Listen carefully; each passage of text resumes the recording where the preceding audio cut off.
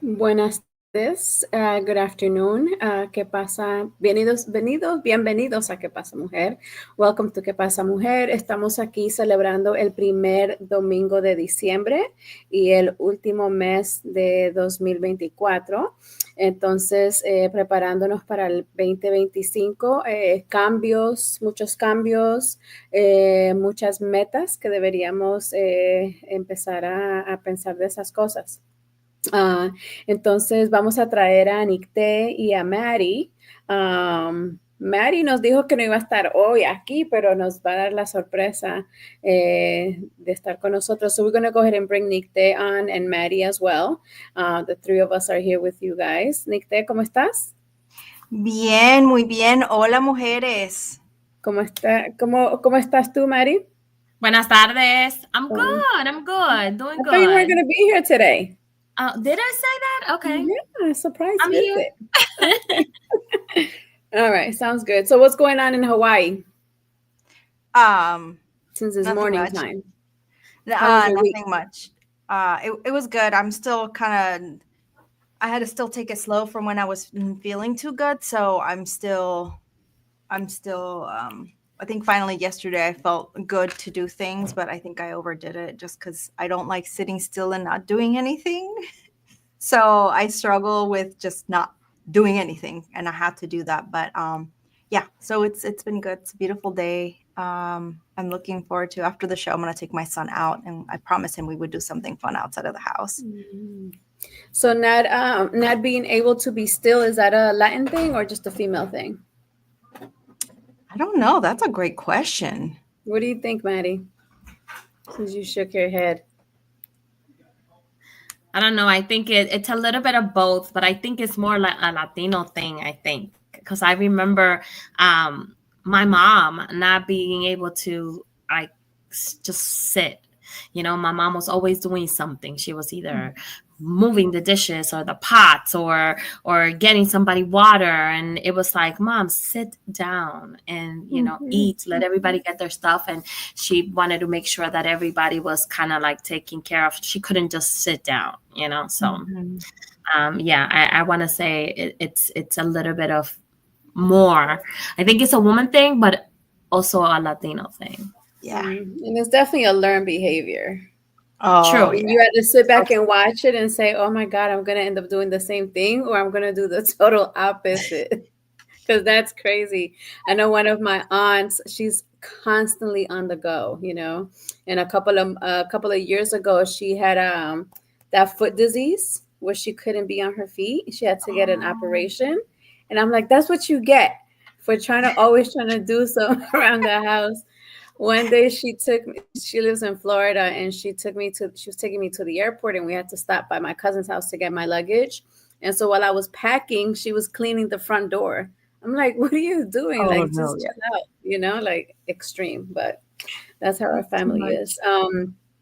And Maddie, how was your week? I was thinking you took today off because you're a grandchild, and now that you're a grandmother, your life has changed and your priorities have changed. You're on mute. Oh. Sorry. So actually today is my father-in-law's birthday. So I do have a house full of family downstairs. So we're celebrating his my husband's aunt cooked. She made an asopao. I don't know if you guys know what that is, but that's kind of like one of my favorite. Like a soupy rice, so she made a big asopao, so they're frying tostones right now, and aguacate and stuff. So they're getting ready to eat. So that's kind of probably that's why I said I might not be here today, but we were planning on doing it somewhere else, but it ended up being here in my house. I was okay, I could do it. So I'm upstairs while they're getting everything ready downstairs. But we had a good week, had a decent week. I only worked Monday and Tuesday. So I've been off since Wednesday, and got to, spend time with the grandbaby, got to feed her turkey until she, couldn't eat no more turkey. So, so had a good time with her. had a little scare yesterday. She has been having some, they look like spasms. So I had been, kind of like researching and Googling to see, um, kind of like what that is, asking Dr. Google, so, but anyway, and it said that it could be seizures. So we kind of panicked because we've seen her do it before, but like yesterday was like very continuous. So she did it like for like a period of like 2 to 3 minutes, and it was noticeable. And she was scared. She panicked. Like you could see it in her face that she didn't know what was happening to her body. So it was scary. So we ended up taking her to the ER, and they did all kinds of tests on her. They said for now everything is normal. So, obviously we gotta have to follow up with doctors and specialists and stuff like that. But it was really scary. So I that had a was yesterday. friend. I'm sorry to interrupt you, but I had a friend that happened to their child, and he was already like 5 or something like that. But they had to install extra cameras in the house because they never knew when it was going to happen. So they ended up showing the footage to the doctor so they can see like the beginning of the seizure coming. Yeah, so that's what they asked us if we have recorded it, because I, like, again, I've seen her do it a couple of times. So it's basically like a jerk movement, like forward of the, like the body and the legs, and then she stands up again, but it's like she loses control and she goes forward, and yesterday you could feel her body like jerking, so It it was lasted longer. weird. Yesterday was, yeah, it was longer and it was more frequent. Yeah, and then we were searching online, and and we saw a video of a baby doing exactly the same thing she was doing, and they said that it could be seizures or whatever, all this kinds of stuff, and that you had to let the doctor know immediately. So yeah, so I was telling my doctor, don't take her to the ER, whatever, and she's like, no, mom, it says here that, and I was like, okay, you do it, and she did, and I guess, just it just gave her peace of mind to know, I mean, I know that it's it's gonna take a little bit more to find out, why it's happening and things like that, but to put her at peace, she kind of wanted to take her and make sure that the doctor told her that she was okay.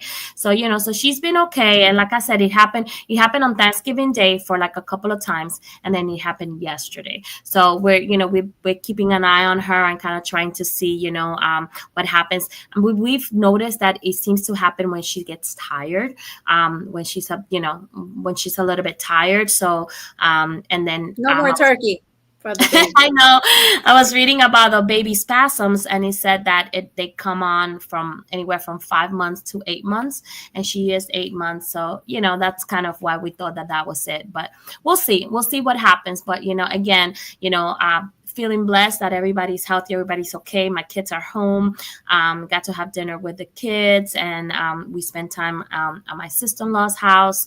And it's always nice. Like my daughter's like, oh, it's boring, and we're yeah, but when we stop doing it, Together. everybody misses it, so it's one of those things that you're like, oh, I don't want to do the same old thing, and then you don't do it, and it's like, why are we not doing the same You're old right. thing, you know Yeah, that's good. That's good. Let's see. For me, I don't think a lot is going on. Just the usual. My mother, my grandmother, my children, um, my fiance, just all of those things. Just life. And I was just thinking, like, I guess the last 3 months I've been thinking about the end of 2024, and just looking forward to 2025.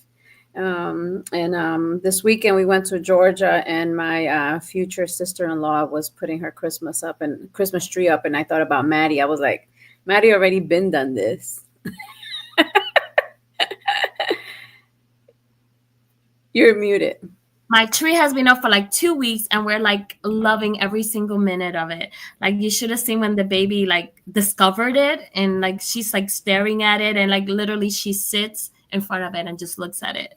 Oh, that's good. So around this time of year, we kind of talk about the different traditions that we have gained throughout the years that we got from our families, and maybe also created our own traditions as we came. Especially if you were raised in another country and then you come here, like Thanksgiving, for example. That's not something that we celebrate in Latin America, but once we come here, we embrace is one of the holidays that we embrace. And we have a guest, Velu. Mark, you go ahead and bring her on. She's been on the show before. She's an expert at the Colombian traditions. Hola, Velu, ¿cómo estás? Hola, muy bien. ¿Y tú cómo estás? Bien, gracias. Contenta que estás con nosotros otra vez para que nos digas unas tradiciones chéveres de Colombia, y también vamos a hablar un poquito de tus proyectos que tienes en tu vida también. La última vez que estuviste acá, creo que hablamos bastante de dichos colombianos o cosas que se hacen en Colombia. Entonces, ahorita quería que nos dijeras un poquito del Día de las Velas. ¿Así se dice? ¿Así se llama el Día de las Velitas? Se dice, velitas. sí. Mucho gusto, Mari y Nicte. La última vez que estuve acá solo estuve hablando con Viviana, entonces mucho gusto de conocerlas. Un placer, bienvenida. Gracias. Bienvenida. Pues a ver, el Día de las Velitas es como la mayoría de las tradiciones colombianas está pues basada o enraizada en la religión. Yo la verdad no soy muy católica, no soy religioso para nada, pero es algo que también igual se hace ya como muy al común, o sea, más allá de como que hagas parte de una religión o no, es algo que hace parte ya de la cultura colombiana como tal, y simboliza pues no solamente algo religioso, sino también como el comienzo de la Navidad. Entonces todos se reúnen, tiene que ver con la Virgen María, todos se reúnen, prenden las velitas en la noche, hay gente que tiene pues comida, hay gente que se reúne para pues con música, con bebidas, y pues aquí en Estados Unidos como que la comunidad colombiana está tratando de hacer este tipo de eventos como más para la gente que conozca nuestra cultura. Entonces, estaba hablando con Viviana que este sábado yo vivo en el área de Washington, D.C., voy a estar con mi grupo que se llama District of Columbia y vamos a estar en un lugar que se llama La Cosecha, cantando música navideña al estilo vallenato y cumbia. ¿Y qué parte de Colombia eres tú? Pues yo soy, digamos que de varios sitios. Nací en Bogotá, pero mi papá es de la región de Antioquia, mi mamá pues nació en Bogotá, pero también con raíces de Boyacá, y viví también en muchos años en Girardot, y también viví en la costa, me la pasaba mucho en el valle. Entonces como que tuve la experiencia de conectar con muchas de las culturas, subculturas o regiones de Colombia, y pues como absorber muchas cosas de cada de esas regiones en las que estuve. Sí, yo sé que, por ejemplo, nuestra familia en Colombia, nosotros somos de Bogotá, y para el Día de las Velitas, todo el vecindario tiene sus velitas y tienen su música y sacan sus sillas, y es una calle que, ¿cómo se dice? Dead end.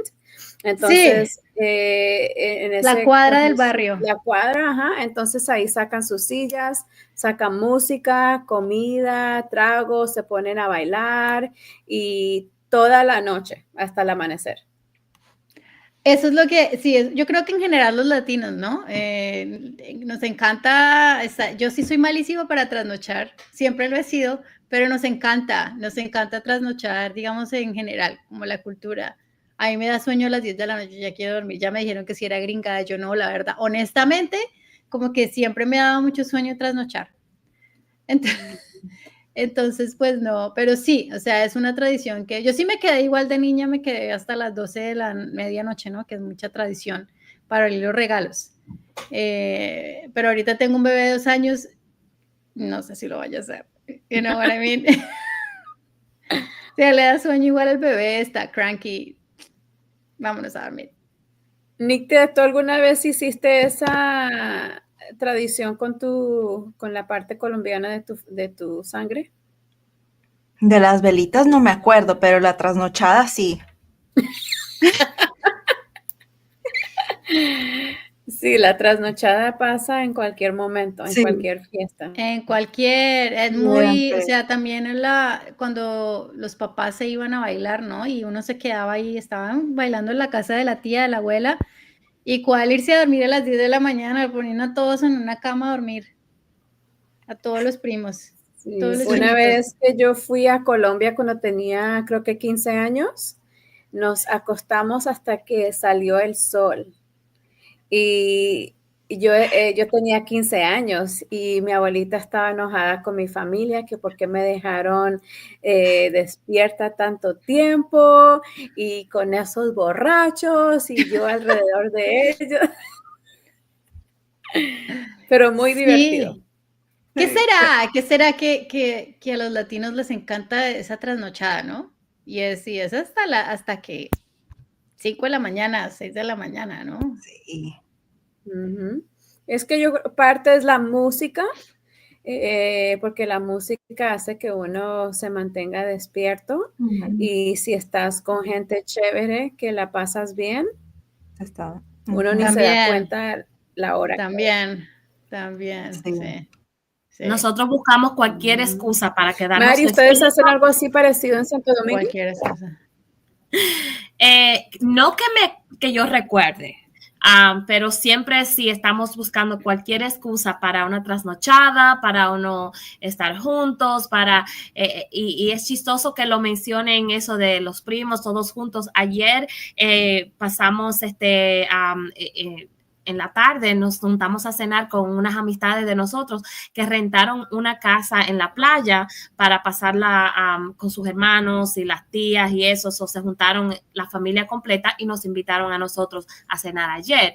Y mi cuñada me estaba diciendo, tenemos que rentar una casa para que los muchachos, para que los primos se junten a dormir juntos. Literalmente. Y yo me estaba diciendo, ellos hacen eso todo el tiempo. Cada vez que se juntan, ellos se juntan y se quedan en un cuartito chiquito y se la pasan jugando, lo que sea. Especialmente los 4 más pequeños de nosotros, que son mis gemelos. Mi cuñada tiene una hembra y un varón que se llevan 1 año solamente y los gemelos míos son todos de la misma edad más o menos y han crecido juntos y ellos, como decimos nosotros, se pelan por estar juntos. Mis hijos llegaron de la escuela y lo primero que hicieron, mami, vamos para donde Titi. Y se fueron. Y anoche tuve que llamarlo. Mira, tú te vas mañana. Tú no vas a venir a pasar un ratito con nosotros. No. Pero sí, eso es lo primero que nosotros pensamos. Sí, a juntarnos todos juntos para que los primos puedan dormir juntos y amanecer haciendo nada. Es que la Wow. familia es como muy importante, ¿no? En ese sentido. O sea, es como que esa comunidad, y eso es lo que hace la diferencia en las navidades también latinas versus de acá de Estados Unidos. Es todo el tiempo, es casi un mes sí, como de reunirse y de estar con el espíritu navideño. Y no es solo la Navidad, llega la Navidad, después que pasa la Navidad llega el Año Nuevo, después los Reyes, después la vieja Belén y el Día del Niño y no sé qué, y todavía llega febrero y nosotros estamos celebrando Navidad. Sí, yo sé, por ejemplo, en Colombia casi todo el mes de diciembre eso es pura fiesta, ¿no? Nadie está haciendo nada, literal. Oh my God, sí, porque a partir del Día de las Velitas o antes. Yo creo que es como a partir del Día de las Velitas, pero ya como que todo el mundo está haciendo ahí ya maña en la primera semana de diciembre, ya como que, bueno, sí, o sea, es muy diferente a aquí, como uno lo Sí. vería aquí. Uh-huh. Sí, hace creo que fueron como 2 o 3 años, nos reunimos bastante de nuestra familia que está aquí en Estados Unidos, nos reunimos en Florida y era para el Día de Acción y Gracias también, y lo mismo, comida, bebida, música, la gente mayor con la gente mayor, o sea, como que se empiezan a separar entre los grupos o los primos que son más o menos de la misma edad y los más jóvenes tomándole fotos a todo mundo. Tengo una foto bien chistosa que tenemos muchas familiares que tienen por ahí entre 70 y 90 años y sus hijos les íbamos a tomar una foto de esa generación, pero antes de tomar la foto, todas las hijas van y les arreglan la ropa o el pelo. Y en esa foto como que cada mamá o papá tiene su hija que la está Que les da arreglando regla para tan tomarle linda. la foto. Oh my God, so funny. Ayer también estaba relajando con mi hija y le estaba diciendo que ella no, como que no cambia a la bebé, o sea, no le pone sus trajes. Yo le dije, tú no sabes que nosotros somos especialistas en cambiarnos y ponernos trajes de brillo para ir para la sala. Así es que nosotros Sí. nos cambiamos para estar sentados en la sala. Bueno, No yo no sé si en Santo Domingo pase, pero en Colombia al menos, entonces tienes que tener el calzón para el año nuevo y o sea, tienes que tener, y la pinta, o sea, tienes que estar estrenando, ¿no? O sea, en general, ¿no? Obviamente hay situaciones en donde las comunidades no pueden, pero es como tradición que tienes que estrenar algo. O sea, Sí, tener aunque la sean los pinta jeans, ¿no? Pero aunque sea estrenar algo. no necesariamente tiene que ser nuevo, es algo diferente y que no era tuyo y ahora es tuyo. Eso es estrenar. Bueno, mi abuelita siempre me compraba calzones amarillos que tenían sonido. De esos ahí donde tú ibas a los agáchese o a las tiendas esas así de baratas, cosas baratas. Y entonces mi abuelita siempre llegaba con los calzones. Yo decía, abuelita, pero ¿por qué estos calzones? Pero no, ahora me lo recuerdo con cariño. Y tenían sonido y todo, y tenían una gallina y tenían una cosa más de chistoso. Los calzones amarillos para la buena suerte. Uh-huh. Mm-hmm. Muy interesante. Velu, tell us a little bit about your podcast. What is your podcast about? My podcast, yeah. So my podcast is called Latinas Be Like Us. Y es un espacio en inglés. So we talk in English and it's stories of Latinas that are following their passions and their dreams in the United States and focus on the creative process of what they do. Like, how did they get there? Like, how do they, like started from zero to nothing. And, like, I guess also kind of like a window onto how did they make that happen? And maybe how can some people use whatever, every Latina has accomplished to follow their dreams. So it was my way to give to the community, like create those platforms of like elevate stories of Latinas, like fighting the se me olvidaba la palabra, como que the stereotypes, yeah, fighting the stereotypes of Latinas, that we are not a monolith. I mean, we are like so diverse and we have so many dreams and we have so many different opinions. So yeah, so like this is gonna be also almost my second year. And sí, hay que apoyar a la comunidad. And then also, like, I just started posting on Threads. So I'm being really active. I'm super active on Instagram and Threads. And I just posted like one post. And I say, hey, have I ever tell you about my podcast, Latinas Be Like Us? Because I haven't been, like the past 2 months, I've been like really busy with my like job, my other job. I mean, all of them are jobs, really. And so I'm like, did I tell you about my podcast? And then I got like, I don't know, like 100 people like, yeah, I'm interested in participating. I'm like, oh my God, but espérate. give me a moment. I'll reply to every one of you. Because, it's only me and my best friend from high school. She's the brand manager and like, I guess like audio editing. And then I'm the producer. So it's a small team.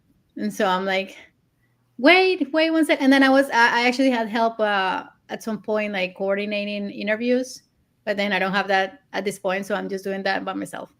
So yeah, so Latinas Be Like Us. It was like, I wanted to be part of the community that gives back. And so this is my way. So with the podcast, what's something that you have seen in common with the women that you've had? Not all of them, of course, but what's something like a un patrón, like a pattern that you have seen within us Latinas? I think it's just the drive. Like I think just the drive to follow dreams, even though they have encounter issues, problems in their lives. It hasn't been easy for many, or like I think just like the thing that I guess I found in common is that we're all passionate about what we love, and like we're really, when you really want to do something, you really go and do something. And so that's sort of like the pattern that I've seen. But yeah, like everyone is so unique. Like I got to interview an author of a children's book that is called No es tu culpa. And then I got to interview, my first interview was with a woman called Heidi Rojas, whom you should follow and listen to. She has a song that I love. It's called Madre Creator, and she's incredible. She lives in California. And then I got to interview also like some of my incredible, talented, creative friends from here in the Washington D.C. area, from Laura Love to Anya, like a DJ mom, also creator, and just so many other stories. Like Chinola, who is coming up too, and then I got to talk to a woman called Mariela Anderson, who is sharing her story of adoption. She wrote also a book called Home Sweet Casa. So it's just so many beautiful stories, and I think the beautiful thing about it is that I'm able to also inspire myself while I interview these women, because it's a conversation of like just two women just like sharing their experiences, but specific, like obviously focus on the guest, and just like for me it's just like one of those like master classes. Like I get to talk to women about what they are doing and how they did it, and I get inspiration from each and every single one of them. So I hope that like the episodes, like all of the episodes, we finally reach 1,000 downloads, which is great. Like for a podcast that has a zero budget, and like that it does not have a big staff, and it's all with the nails and the teeth. So $1,000 is it's huge, and just like we've had already so many guests, and more is coming.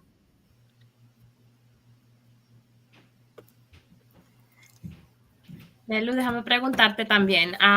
Estaba viendo I've been watching I was watching your Instagram, and I love the funny approach that you have to your videos. Any particular reason why you chose to be funnier when it comes to kind of addressing some of the issues and the things that you talk about? Like I was laughing, I was dying with the one about partying with the young people, and that you're sleepy by 10 p.m.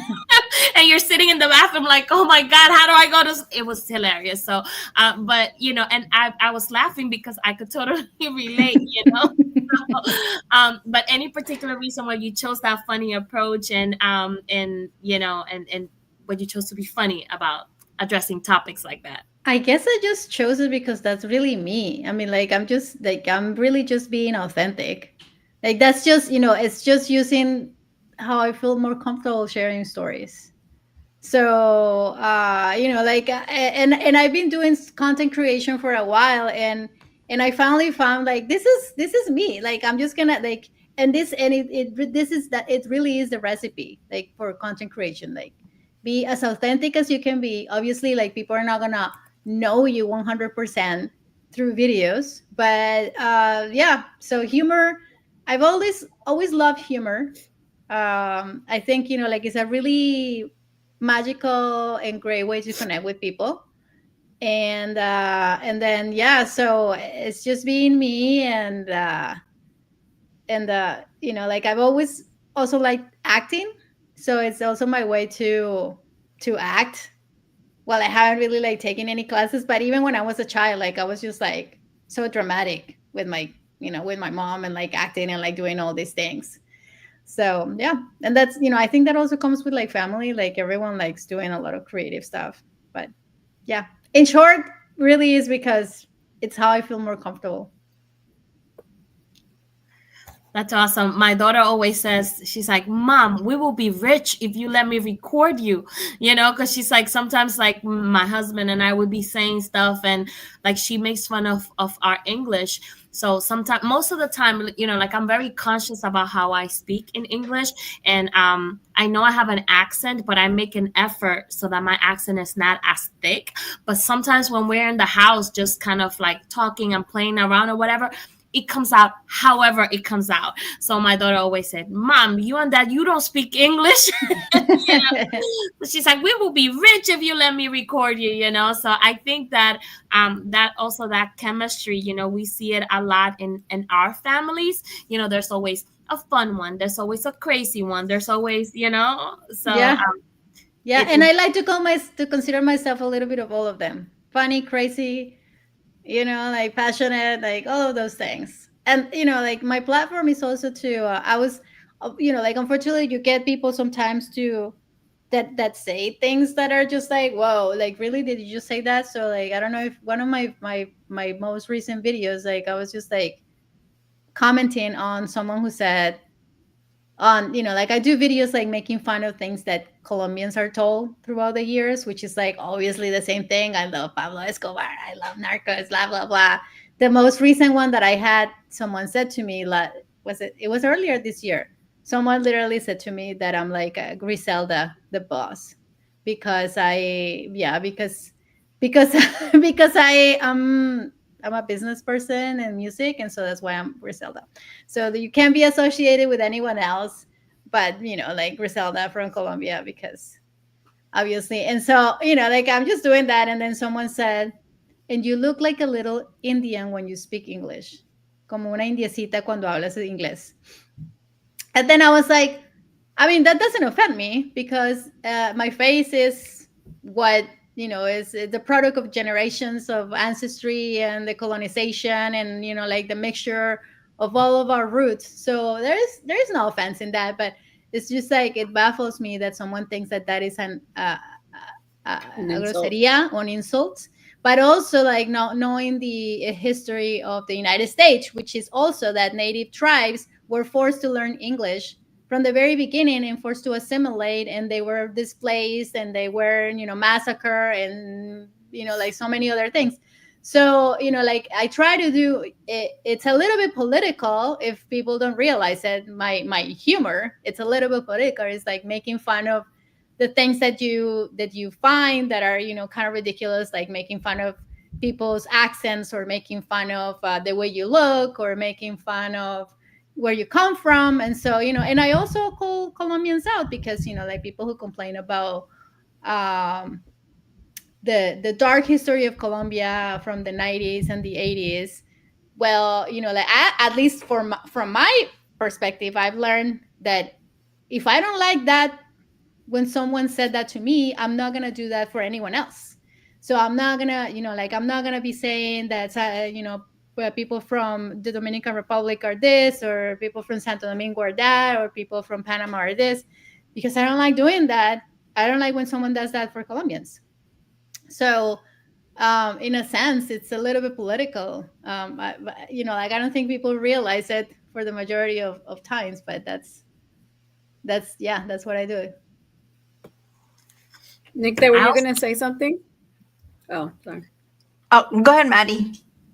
No, I was gonna say really quick. I think also Latinos were very como propietarios. No sé si esa es la palabra, o like we take ownership a lot. When it comes to like our cultures, like we see that here in the United States a lot when it comes to being black or white, and then for us it's like, okay, yo soy dominicana, yo soy colombiana, yo soy venezolana, yo soy, it's like for us it's more, it's very like we hold a lot of pride when it comes to our culture, you know. So like you say, Velu, to have somebody, you know, that is not Colombian be like, oh, you know, Colombians be like, you know, whatever. It's more of an insult. No, no, not so much an insult, but you know, you're not allowed to talk like that because you're not Colombian, you know. So and I think we see that more in Hispanic culture. Go ahead. Sorry. Yeah, no, that's a really good point, Maddie. It kind of ties into what I was thinking is, I think as Latinas, Latinos, Hispanos, we are divided in many ways that we are connected.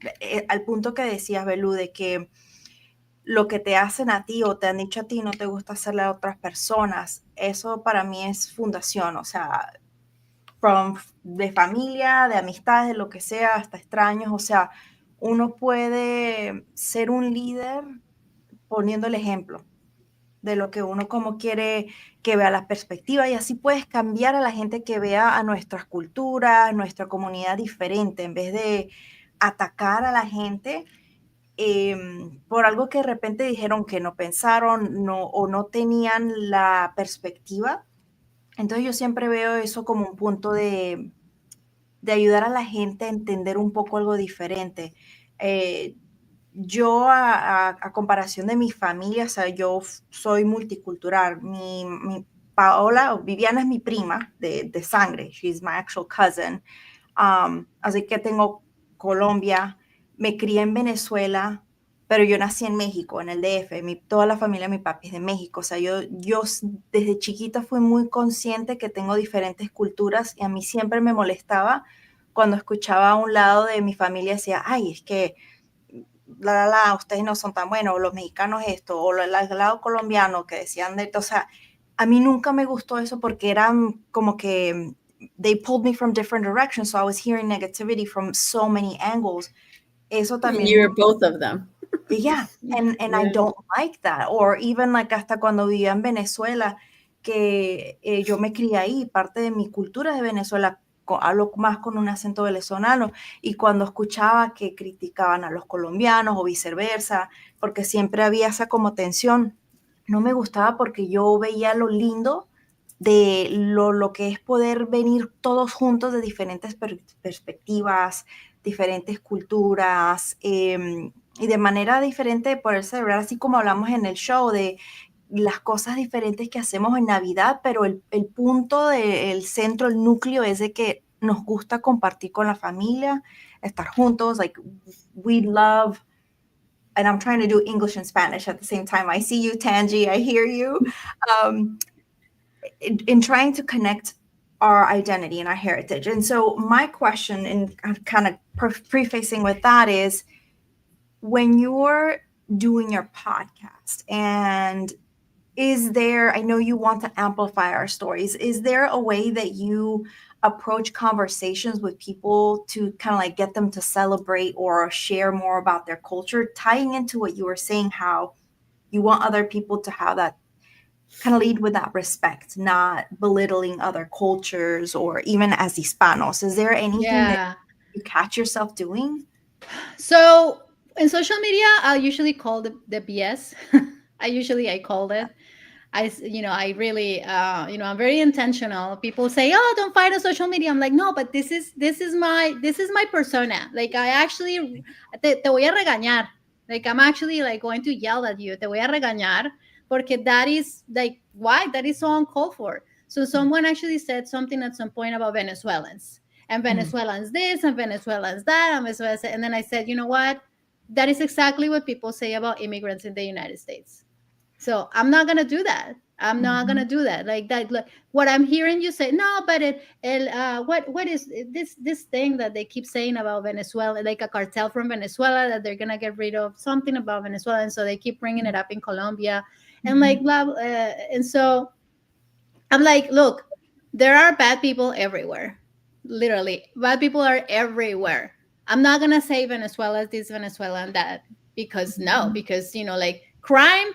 Because I was crime in Colombia, because there's been a lot of migrations from Venezuela, but Venezuela and Colombia specifically, like, we share so much history.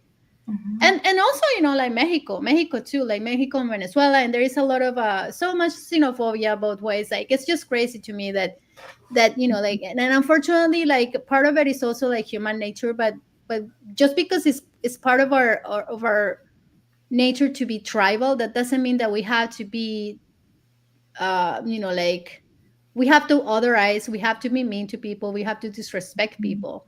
So that's, yeah, I call the BS. I don't, I don't allow it. I usually, like, call that, block or delete, like, whatever I have to say. For the most part, I call it. But whenever I'm on stage, I just usually talk about unity. I talk about unity. Like, we're all here to celebrate. There is a song of Carlos Vives that we like singing. It's called Carito.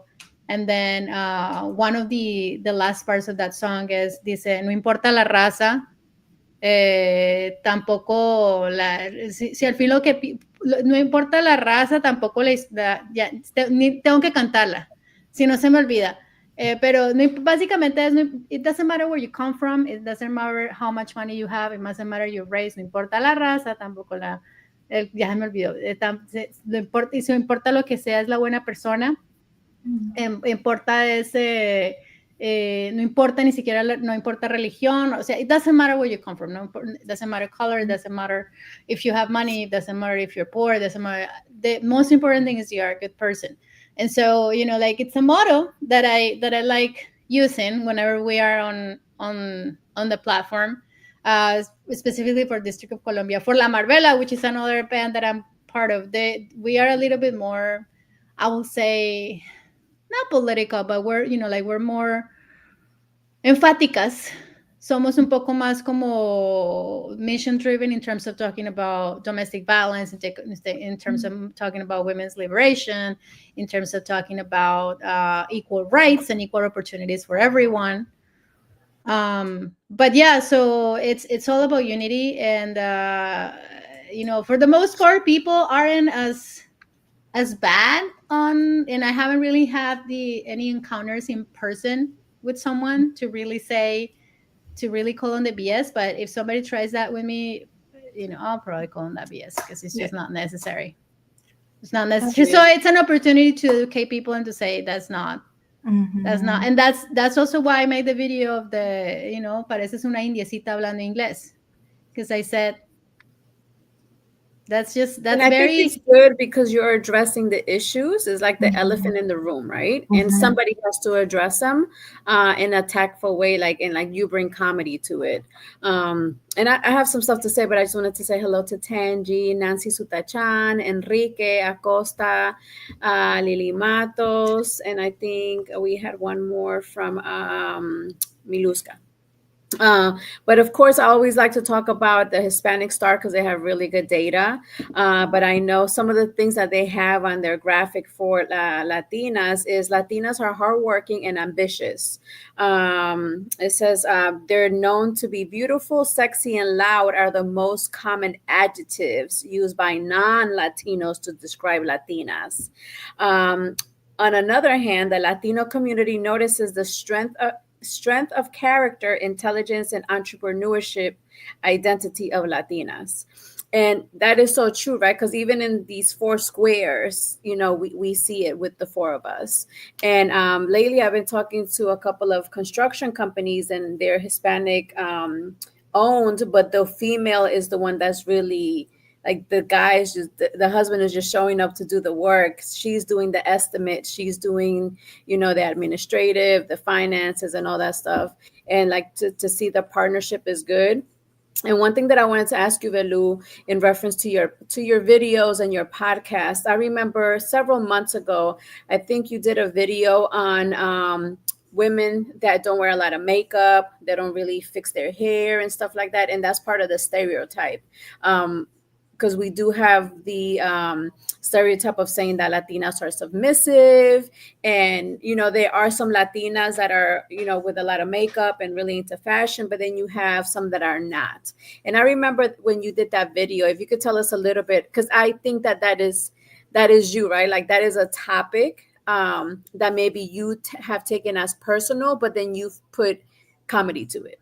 But it's a real topic. It's a very Yeah, I good. mean, so I think in general, like me already, like I for the most part, I don't wear much makeup, like Mhm. unless like I'm doing like a show on like on stage or I'm recording a video, I might. But for the most part, it's already a statement that I make. I might wear a little bit of makeup here and there. Sometimes I just get up and do a video. And I did get some comments saying like, oh, but you should put a little bit of makeup on, or like you should dress up a little bit more. I'm like, and then again, I call on your BS, honey, like you're just like projecting your insecurities on me, like just because you are, like, and it's fine, like you want to wear makeup, that's great. I love women who wear makeup and like they are artists. I'm like, you go girl, like like you look amazing, like you know how to put all the bases and all the layers, and like wow, that's amazing, but that doesn't mean that I'm gonna do it for me. And it's fine, everyone has their own choices and their own the beauty like processes, and it's totally okay. So that in already in the sense it's part of a statement that I make, because like yeah, Latinas are always expected to like be like this voluptuous, like tie wearing long hair, and like like I'm completely not. I completely the opposite. So like that in itself is already like showing that we're not like somebody else already said, also said, I heard Colombian women are beautiful, but da da da. I'm like, and I'm like, I mean, it doesn't really. I think I already done a PhD in like, and I think like us women, like we've heard so much, like being like people like men and other women who kind of uphold those beliefs that we need to act a certain way. That I feel like I have a PhD and I don't give a a rat's.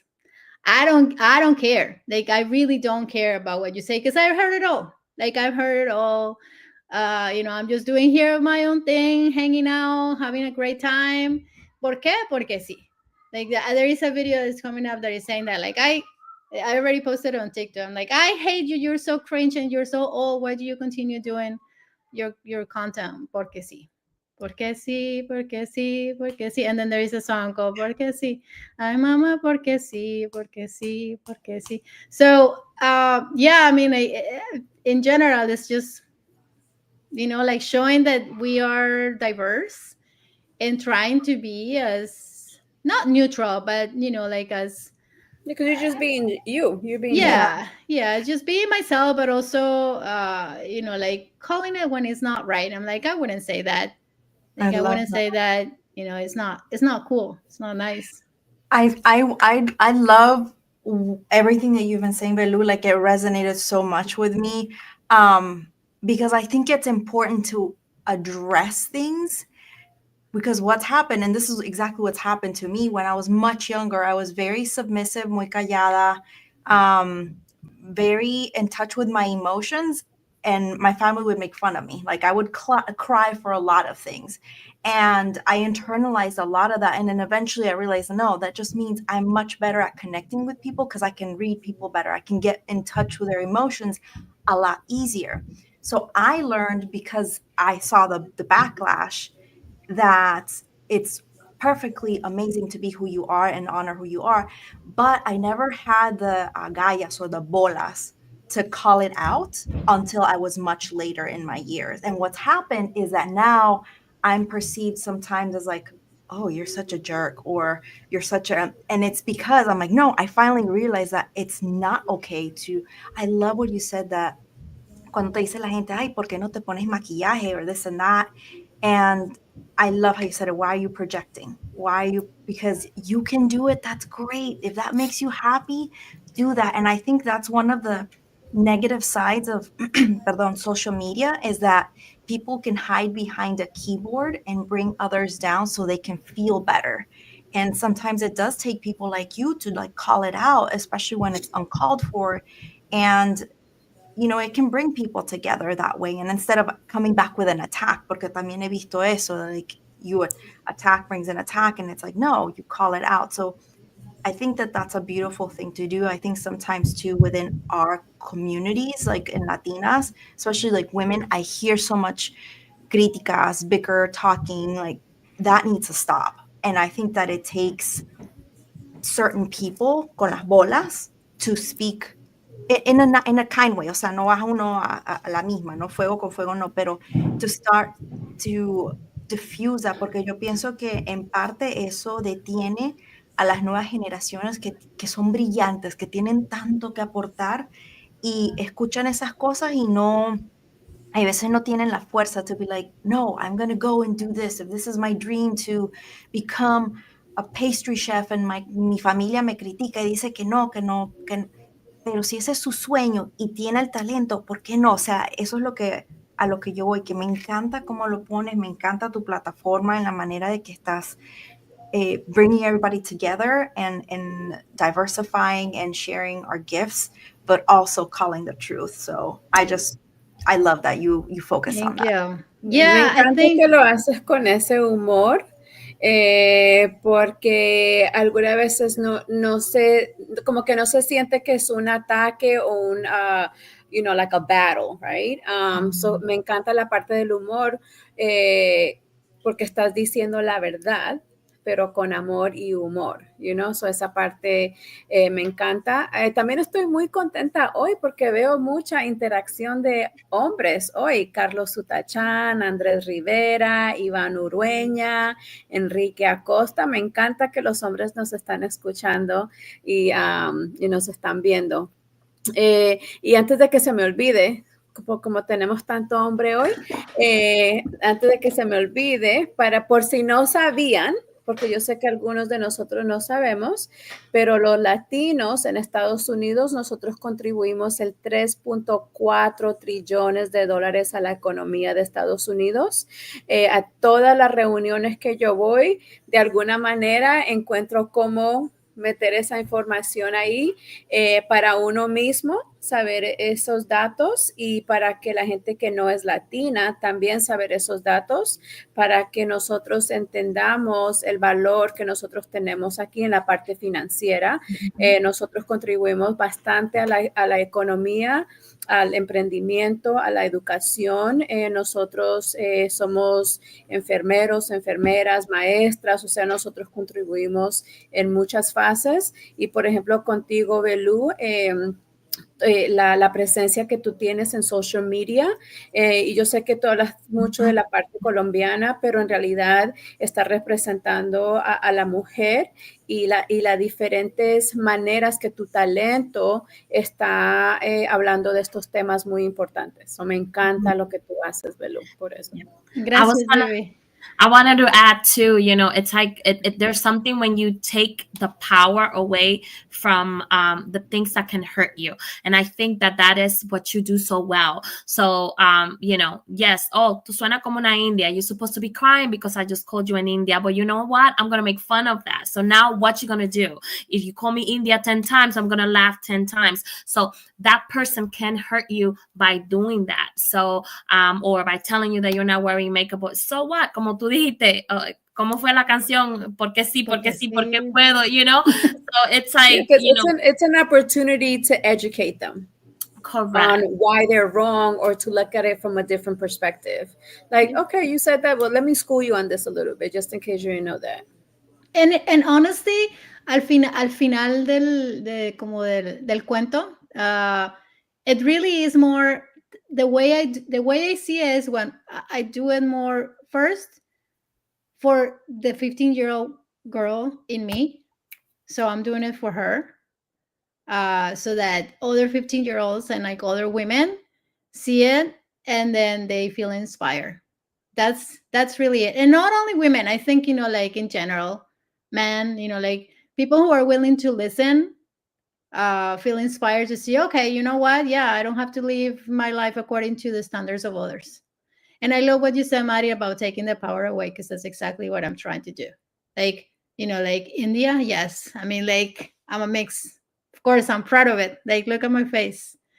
Our beautiful faces, like, represent, like the thousands of years of, like history in the entire American continent. So And I'm proud of that.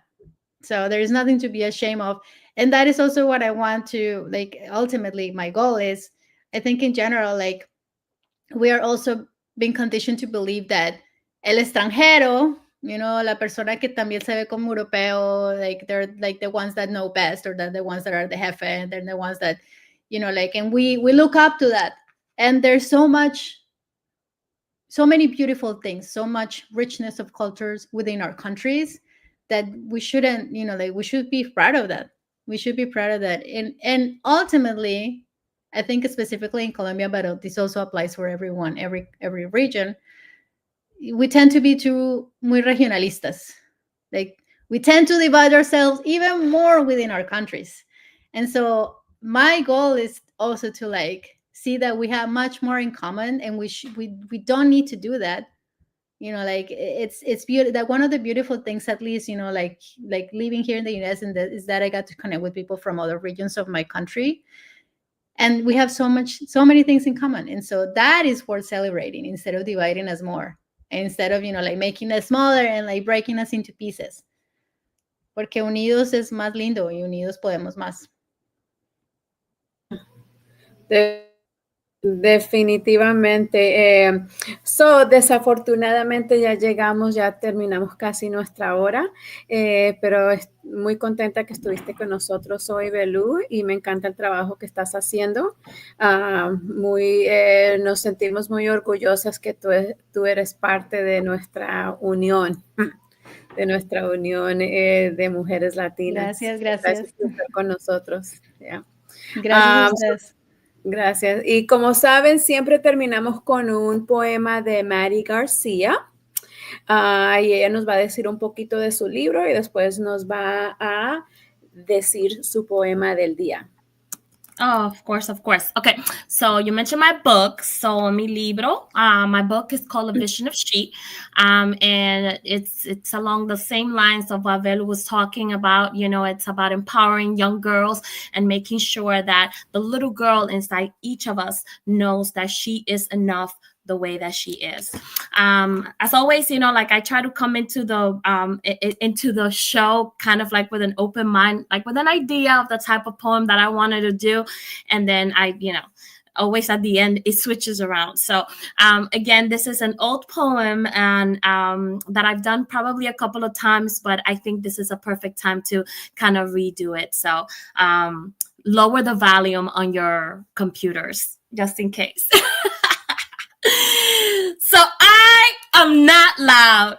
I am a woman, for many years suppressed, waiting for the permission of a man to speak his piece, because mine have been residing in a prison until today. But many women of the past paid the price so that I could say what I have to say. So no, I am not loud. I just have to let things out. My voice have been silenced, and in poetry, my words are on an outlet where they're not restricted and they can project. My vocal cords will rise like the speed of an HVGT from 0 to 270, creating the high pitch that you perceive as a scream. My words be ready to jump off my tongue like a kid with a new toy, ready to show off or just waiting to burst into a song. Kimbara, kimbara, kimba, kimbamba.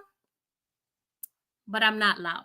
I am the youngest of 3. For many years, I had to learn to let my presence be known, because the attention was so short that by the time mommy got to me, she was not shy to say, Dios mío, Madeline, pero ustedes me tienen hasta aquí. So I had 2 choices. I could scream, or I could talk my way into her attention span, which allowed my words to develop, but so that my pipes.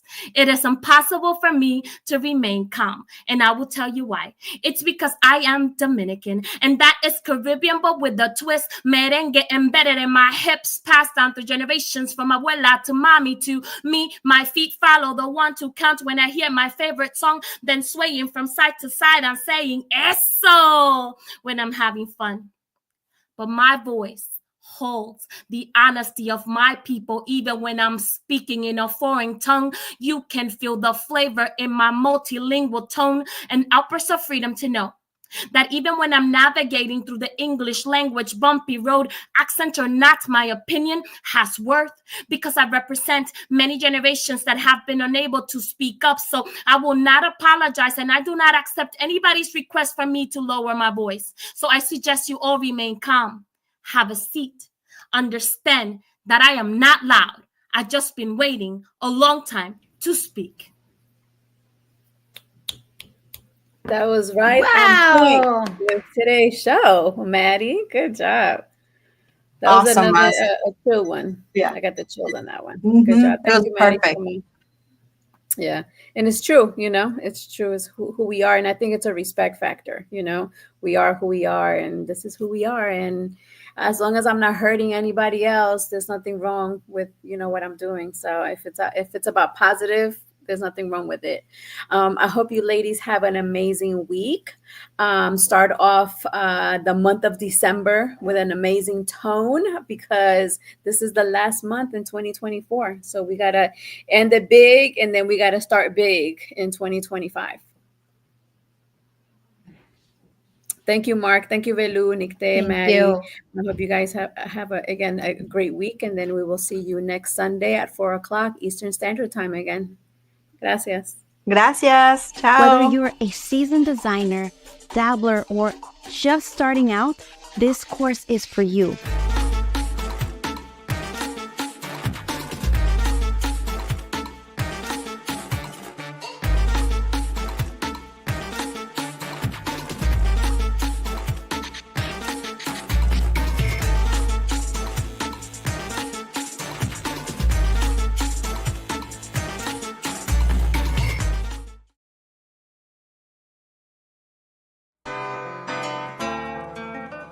Are just so impressed with them. Like I said, we've been with them for years. I will recommend and refer anyone to them.